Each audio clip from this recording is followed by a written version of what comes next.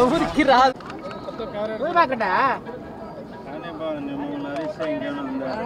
చెప్పు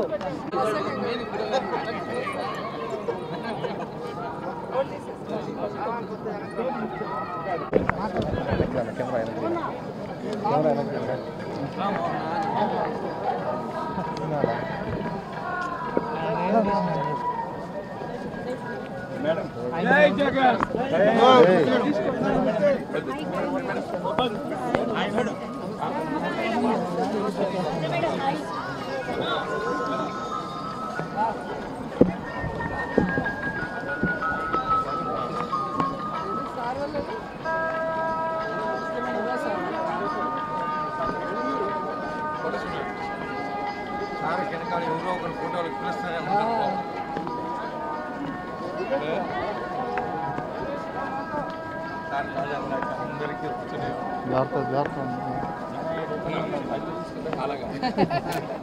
అడిగితే చెప్తాను అది చెప్పను. ఎప్పుడు తిరుమలకి వచ్చి వెంకటేశ్వర స్వామిని దర్శించుకున్న స్వామివారి ఆశీస్సులతో రెట్టించిన ఎనర్జీతో ఆరోగ్యంతో మళ్ళీ ప్రజాసేవ చేసే అవకాశం ఉంటుంది. సో అందుకే ఎప్పుడు అవకాశం ఉన్నా భగవంతుడు పిలిచినా వచ్చి దర్శించుకొని వెళ్ళటం మీరందరూ కూడా చూస్తున్నారు. సో మన రాష్ట్రం బాగుండాలి, జగనన్న మళ్ళీ మళ్ళీ ముఖ్యమంత్రి అవ్వాలి, ఈ రాష్ట్ర ప్రజల సమస్యలన్నీ దూరమై అందరూ కూడా సంతోషంగా ఉండాలి, అందులో మేము ఉండాలని మనస్ఫూర్తిగా కోరుకుంటున్నాం. ఎవరికి ఇచ్చినా నాకు ఇబ్బంది లేదు. నేనైతే జగనన్న సైనికురాల్ని, జగనన్న కోసం నా ప్రాణమైనా ఇస్తాను. అనేక సందర్భాల్లో చెప్పని రాసి పెట్టుకోండి. అండ్ ఎవరైతే సునకానందం పొందాలనుకుంటున్నారో రోజాకి సీటు లేదు అని ఒక స్టోరీ లేసి, అది మీకు కొన్ని రోజులకి మాత్రమే సునకానందం.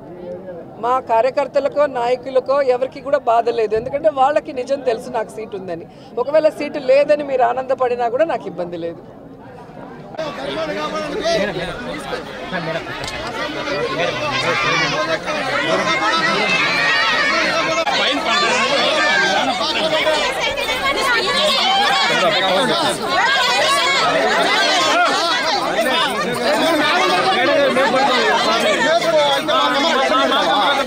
ప్రతిసారి ఒక్కసారి పెడతారు, ప్రతిసారి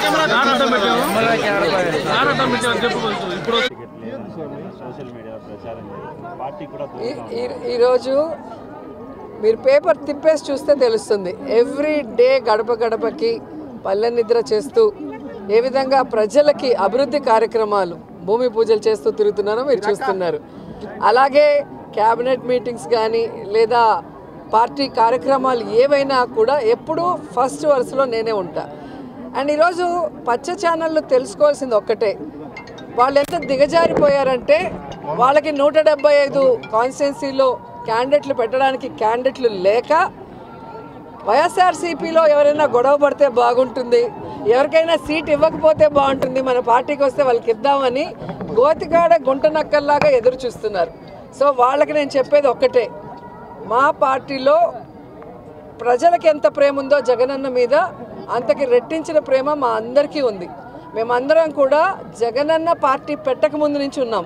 మేము అలగటాలో కోపపడటాలో ఏమీ ఉండదు. జగనన్న ముఖ్యమంత్రి అయితే మేమందరం కూడా ప్రజలకు సర్వీస్ చేసే అవకాశం మాకు ఉంది కాబట్టి ఆయన ముఖ్యమంత్రి అవ్వడానికి మేము 100% పనిచేసేవాళ్ళం. రెండవది, ఎవరి నియోజకవర్గాల్లో వాళ్ళు ప్రజలకి అందుబాటులో ఉన్నారా లేదా, సర్వేలో వాళ్ళు గెలుస్తారా లేదా అనేది అందరికీ బుక్స్ ఇచ్చారు, డిస్కషన్ కూడా అయిపోయింది. సో ఎవరికైతే ప్రజల్లో తిరగని వాళ్ళకి సీట్లు లేదు అంటే వాళ్ళకి కూడా అవకాశం ఇచ్చారు. ఒక 8 monthsగా మళ్ళీ తిరిగి సర్వేల్లో కొంచెం పెంచుకోండి అని. ఎందుకంటే ఎక్కడా కూడా జగనన్న మీద ఎవరికి వ్యతిరేకం లేదు. ఎందుకంటే దేశంలో ఏ రాష్ట్రంలో ఏ ముఖ్యమంత్రి చేయనటువంటి విధంగా ఈ ఆంధ్రప్రదేశ్లో కూడా గతంలో ఏ ముఖ్యమంత్రి చేయనటువంటి విధంగా ప్రతి కుటుంబంలో ఎంతమంది ఉంటే అంతమందికి సంక్షేమాన్ని అందించారు. ప్రతి గ్రామ వార్డులకి ఈరోజు అభివృద్ధిని అందించారు. అలాగే వారికి ఆరోగ్యాన్ని అందిస్తున్నారు. వారి బిడ్డలకి ఈరోజు విద్యను అందిస్తున్నారు. ప్రతి ఒక్కరికి గౌరవంగా ఇళ్ల పట్టాలు ఇచ్చి ఇల్లు ఇస్తున్నారు. ఇంతకన్నా ఏ ముఖ్యమంత్రి దగ్గర ఎవరేం కోరుకుంటారు? ఇక్కడ ఎమ్మెల్యేలు కానీ మంత్రులు కానీ ఒకవేళ ప్రజలకు అందుబాటులో లేక సీటు లేకపోయినా ఆల్టర్నేటివ్ వాళ్ళకి జగన్మోహన్ రెడ్డి గారు ఏం చేయబోతున్నారో కూడా చెప్తున్నారు. కాబట్టి అందుకే ఎక్కడ గొడవలు లేవు, కోపతాపాలు లేవు. అండ్ నా విషయానికి వస్తే నగరిలో రోజాకి సీటు లేదు అంటే ఆంధ్రజ్యోతి రాధాకృష్ణన్ నుంచి ఉంటాడా లేదా రామోజీ నుంచి ఉంటాడా? ఆన్సర్ చెప్పాలి. ఈరోజు చంద్రబాబు నాయుడుకి ఒక చోట నించుండేదానికి దమ్ము లేదు, పవన్ కళ్యాణ్కి ఒక చోట నించుండేదానికి దమ్ము లేదు. అందుకే రాబోయే ఎన్నికల్లో రెండు చోట్ల నించుంటామని చెప్పి సర్వేలు చేయించుకుంటున్నారు.